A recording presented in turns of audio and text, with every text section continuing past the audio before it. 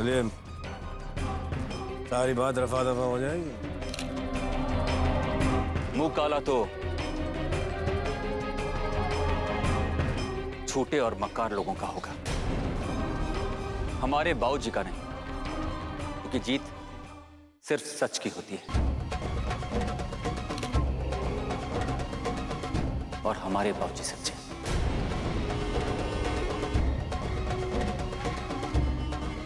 Report पढ़िए, क्योंकि हमारे परिवार को सच्चाई पता है, शायद आपको नहीं। आपको भी तसल्ली हो जाएगी, इनको भी, और मीडिया वालों को भी पता चल जाएगा कि पब्लिसिटी के लिए लोग कितना गिर जाते हैं। पढ़िए। चलिए, आप जब इतना कह रहे हैं तो लिफाफा खोल ही देते हैं।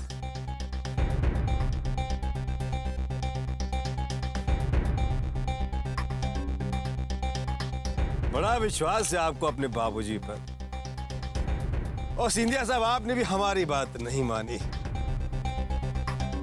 ठीक है आकाश बेटा, चिंता मत करो, जीत हमारी है। मीडिया वालों, अपने कैमरास ऑन रखना सब। अभी दूध का दूध और पानी का पानी हो जाए।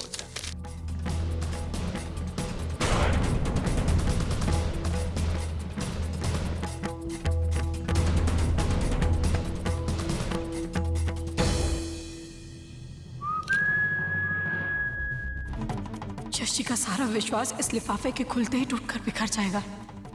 हे भगवान, उन्हें ये सच सहने की शक्ति देना।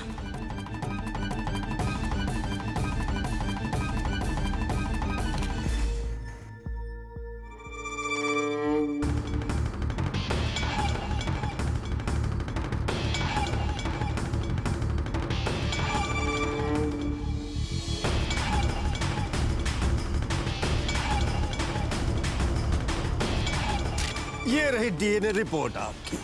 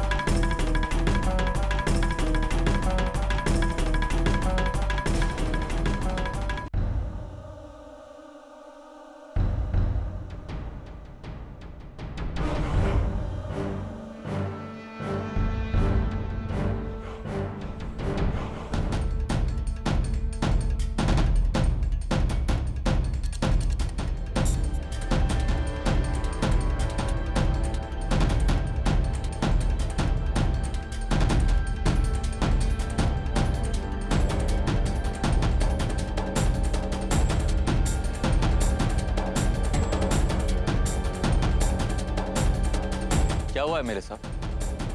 आप पढ़ के बताते क्यों नहीं? सारी मीडिया इंतजार कर रही है।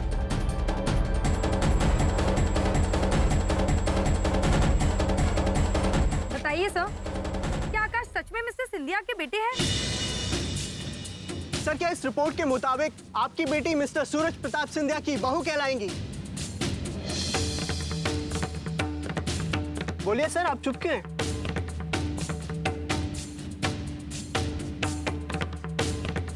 कुछ तो बताइए एमएलए साहब, क्या लिखा है रिपोर्ट में?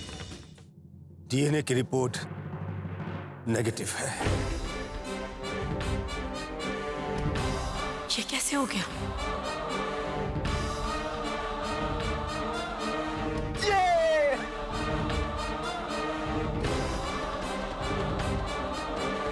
सूरज प्रताप सिंधिया इस लड़के के पिता नहीं है।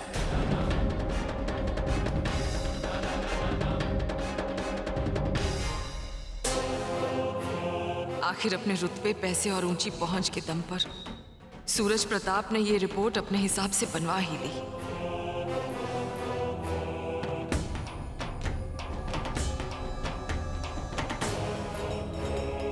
सर, आप पर लगा हुआ दाग मिट चुका है, क्या कहेंगे आप? यही कि कोई भी ताकत सच्चाई को डिगा नहीं सकती। लेकिन सर, आपको क्या लगता है इस औरत ने और इसके बेटे ने आप जैसे इज्जतदार इंसान पर यह इल्जाम क्यों लगाया? ये प्रश्न आप उनसे ही पूछें तो बेहतर होगा।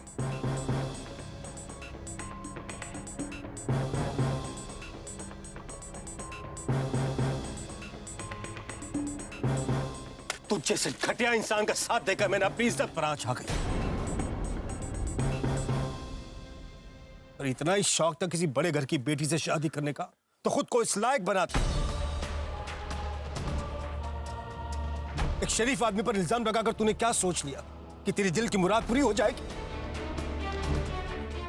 चलो बेटा, मेरे जीते जी इस मामूली इंसान की पत्नी बनकर इस नर्क में नहीं रह सकती तुम। चलो। नहीं पापा, अब तो मेरे लिए इससे बड़ा सच कोई नहीं है कि मैं इनकी पत्नी हूँ।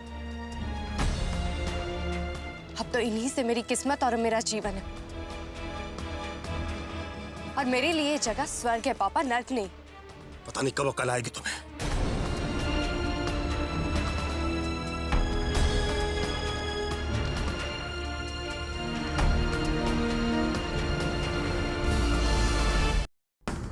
दरवाजा खोलो जल्दी से। सर प्लीज, सर बताइए सर।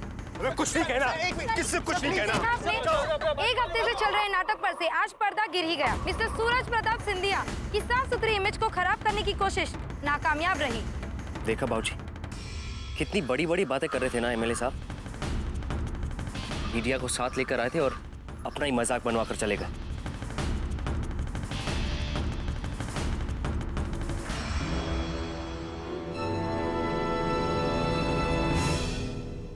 आप शायद मुझे माफ कर भी दें,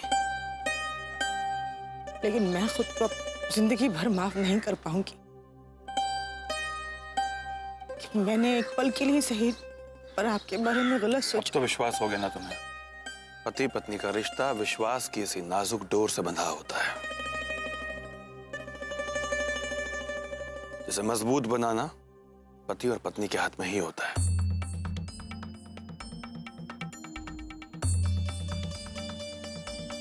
विश्वास को कभी टूटने मत देना। हमारे बीच भी भरोसे की ये डोर कभी कमजोर नहीं होगी आरती जी। अरे ऐसे कैसे आकाश बाबू, बहुत ढोल बजाते हुए आए थे ना तुम यहाँ, तो तुम्हारी विदाई भी धूमधाम से होनी चाहिए। क्यों भैया? बिल्कुल सही कह रहा छोटे तू। ये क्या, तुम्हारा माथा तो सुना ही रह गया है। हमारे बाबूजी के हाथ से तिलक लगवाना चाहते थे ना तुम। तुम्हारा ये सपना तो अधूरा ही रह गया मेरे भाई। So sorry. कोई बात नहीं भैया, हम सिंधियास का दिल बहुत बड़ा है और हमारे यहाँ से कोई खाली हाथ नहीं जाता। बिल्कुल सही कह रहा तू छोटे। रामू, अरे भाई मेहमानों की शान में जो सामान मंगवाया था ना हमने, जल्दी से ले आ। तुम जिस गंदगी से आई हो, तुमसे इसी तरह गिरी हुई हरकत की उम्मीद की जा सकती है।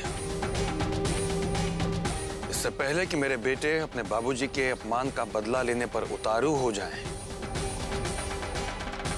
अपने इस नाजायज बेटे को लेकर चली जाए यहाँ से।